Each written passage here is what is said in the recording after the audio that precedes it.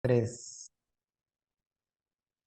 En este video hablaremos de la comunicación celular, en donde explicaremos los fenómenos de comunicación asociados a la cicatrización en la cavidad bucal. Mi grupo está conformado por Carlos D'Alezza, Sara Sofía Mejía, Alejandro Salinas y yo, Laura Delgado.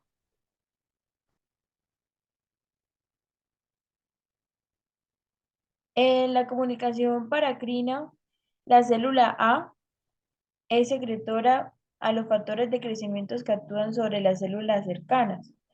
La célula B para desencadenar una respuesta biológica en la célula objetivo.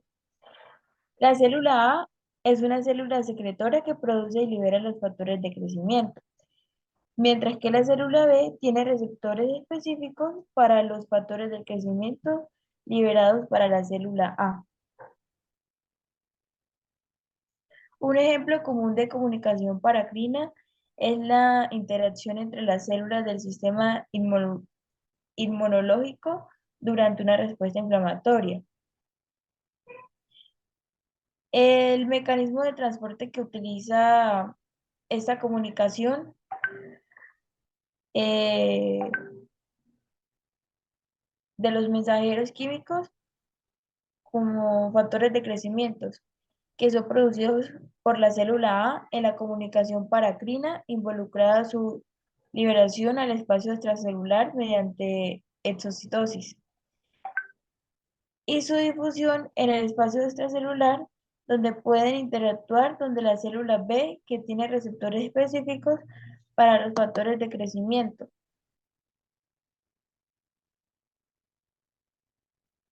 Alejo,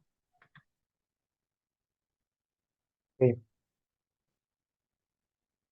Ahora vamos a ver un ejemplo de mensaje enviado. Los fibroblastos envían el mensaje de que se necesita más producción de colágeno y elastina. Esto con el fin de fortalecer el tejido en la zona que fue trabajada y el hipotético procedimiento odontológico realizado. En este caso, el mensaje sería por medio de los factores de crecimiento transformantes beta. Aquí vemos una partícula de elastina y vemos la elongación. Recordemos que la elastina está más que todo en los ligamentos y el colágeno que mayormente está en los epitelios de la dermis en la piel. Ok, en el proceso de recepción y y desencadenamiento de la respuesta. El receptor que lo recibe en este caso sería el factor de crecimiento transformante beta en la membrana de de los queratinocitos. Va a ser el que recibe el mensaje de los fibroblastos. El factor de crecimiento es una proteína que se produce y secreta en el cuerpo, por lo tanto es hidrosoluble.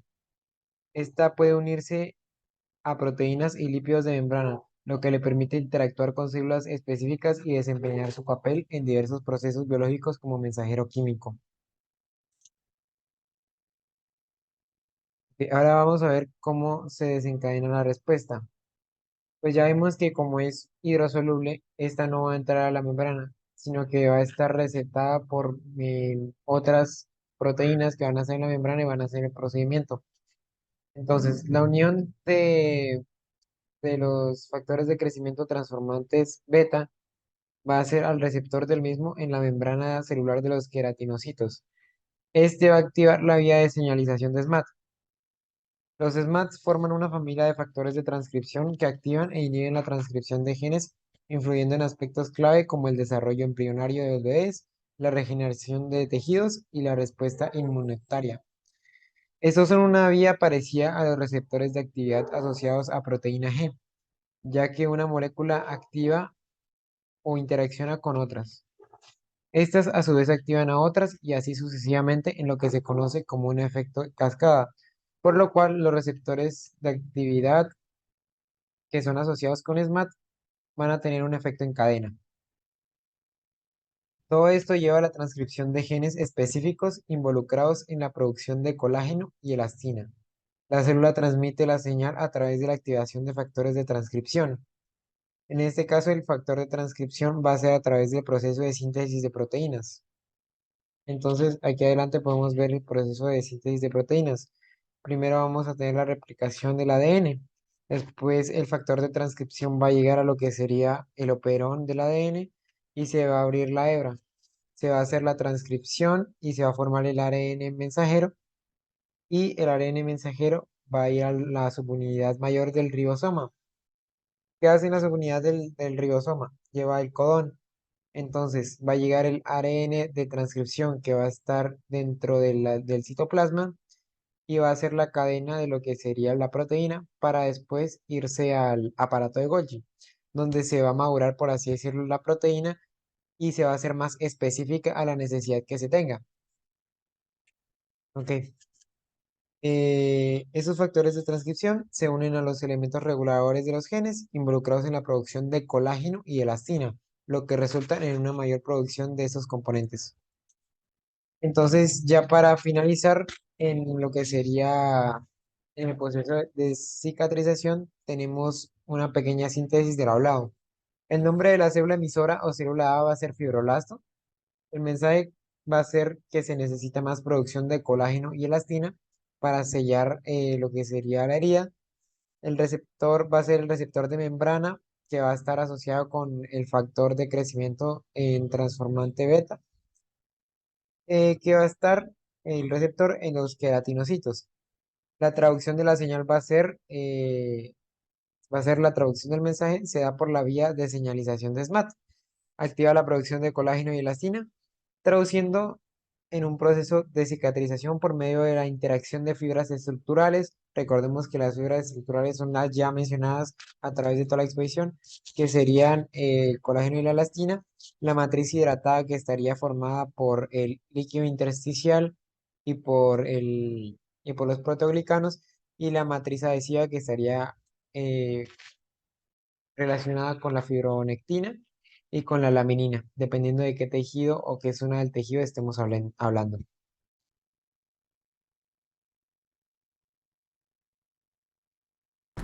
Fenómeno de efecto en un fármaco. La comunicación celular es un proceso vital en el cuerpo humano que permite a las células intercambiar información y coordinar sus acciones. Los fármacos pueden afectar este proceso de diversas formas, ya sea inhibiendo o estimulando la señalización celular. Por ejemplo, los fármacos que actúan como antagonistas de los receptores celulares pueden bloquear la comunicación entre las células, lo que permite ser útil en el tratamiento de enfermedades como el cáncer. Por otro lado, los fármacos agonistas pueden imitar la acción de ciertas moléculas en el cuerpo y estimular la comunicación celular. Además, algunos fármacos pueden afectar la expresión génica y alterar la producción de proteínas claves involucradas en la señalización celular. En general, comprender cómo los fármacos afectan la comunicación celular es esencial para diseñar terapias efectivas y seguras para una amplia gama de condiciones médicas. El fenómeno de efecto de un fármaco que incluye célula A y B es conocido como interacción medicamentosa. En esta interacción, el fármaco se une a un receptor en la célula A y envía un mensaje a través de una señal química, que puede ser un neurotransmisor o una hormona. El receptor en la célula B detecta el mensaje y desencadena una respuesta celular. Un ejemplo de esto es la acción de los agonistas opioides en el sistema nervioso central. La célula emisora que se une a los receptores opioides en la célula B, que es otra neurona puede ser una neurona o una célula muscular, para producir analgesia y sedación.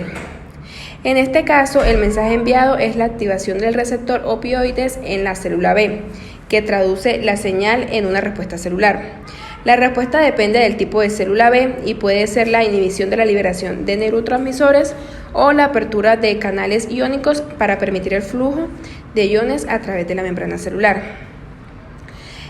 Los agonistas opioides como la hidrocodona, el codeína y la oxicodona se utilizan comúnmente en odontología para aliviar el dolor después de procedimientos dentales extensos o invasivos. Estos medicamentos tienen un fuerte efecto analgésico y pueden ayudar a reducir la inflamación y la sensibilidad en los nervios. Sin embargo, también presentan varios riesgos potenciales, como la posibilidad de abuso y adicción, así como efectos secundarios como náuseas, mareos y somnolencias. La clindamicina. La clindamicina es un antibiótico que se ha utilizado en estudios para mejorar la cicatrización de heridas. La comunicación celular de la clindamicina en la cicatrización se refiere a su capacidad para interactuar con las células responsables del proceso de reparación y regeneración del área afectada. En particular, la clindamicina puede actuar sobre los neutrófilos y los macrófagos, que son células importantes en la respuesta inmunitaria y la inflamación. La clindamicina puede reducir producción de especies reactivas de oxígeno y citocinas proinflamatorias, lo que podrá disminuir la inflamación y mejora de la proliferación celular. Además, la clindamicina también puede afectar la colonización bacteriana en la zona de la lesión, evitando posibles infecciones secundarias que podrían retrasar el proceso de cicatrización. En resumen, la comunicación celular de la clindamicina en la cicatrización implica la modulación de la respuesta inmunitaria y reducción de la inflamación, así como la prevención de infecciones secundarias, lo que puede contribuir significativamente a la mejora de la cicatrización de heridas y la regeneración del tejido. La clindamicina puede tener efectos diferentes de diferentes tipos de células en el cuerpo humano, entre ellas la célula A, que serían los neutrófilos, que son un tipo de célula inmunitaria que se encarga de responder a una infección o inflamación. La clindamicina puede reducir la producción de especies reactivas de oxígeno y citocinas proinflamatorias en neutrófilos, lo que disminuiría la inflamación y mejoraría la proliferación celular. Pasan a las células B, que son los macrófagos, que son otro tipo de célula inmunitaria que tiene un papel importante en la respuesta inflamatoria y la reparación del tejido dañado. La clindamicina puede actuar sobre los macrófagos, reduciendo la producción de especies reactivas de oxígeno y citocinas proinflamatorias, lo que podrá conducir a una disminución en la inflamación y un aumento de la regeneración del tejido. El mecanismo de comunicación celular implicado en este efecto de la clindamicina está relacionado con la regulación de procesos inflamatorios y reparativos. La clindamicina puede interactuar con receptores específicos en la célula A y B para reducir la producción de moléculas inflamatorias y promover la regeneración celular. También tiene la capacidad de prevenir la colonización bacteriana en la zona de la lesión, para mejorar el proceso de cicatrización. El proceso de cicatrización después de la colocación de un implante se puede decir que es similar en algunos aspectos a la cicatrización después de una cirugía. Esta cicatrización ocurre en varias etapas, incluye una fase inflamatoria, una fase proliferativa y una fase de remodelación. En la fase proliferativa se forman nuevos vasos sanguíneos y células nuevas alrededor del implante para ayudar en el proceso de curación. También se deposita tejido óseo nuevo alrededor del implante, lo que ayuda a la integración del implante en el hueso circundante. En general, la comunicación entre las células del cuerpo y procesos bioquímicos en cicatrización son complejos. Durante esta cicatrización, después de la colocación del implante, se producen una serie de mecanismos de comunicación intercelular para ayudar en el proceso de curación. Por ejemplo, los factores de crecimiento y las citoquinas son mensajeros químicos que se liberan en el área de la herida para regular la respuesta inflamatoria, la angiogénesis y la formación de nuevo tejido óseo. Asimismo, ciertas células como fibroblastos pueden comunicarse entre sí para formar un nuevo tejido conectivo y ayudar en la formación de una nueva matriz extracelular en el sitio de la herida. En general, la comunicación intercelular es un proceso complejo e integral en la cicatrización de heridas y la integración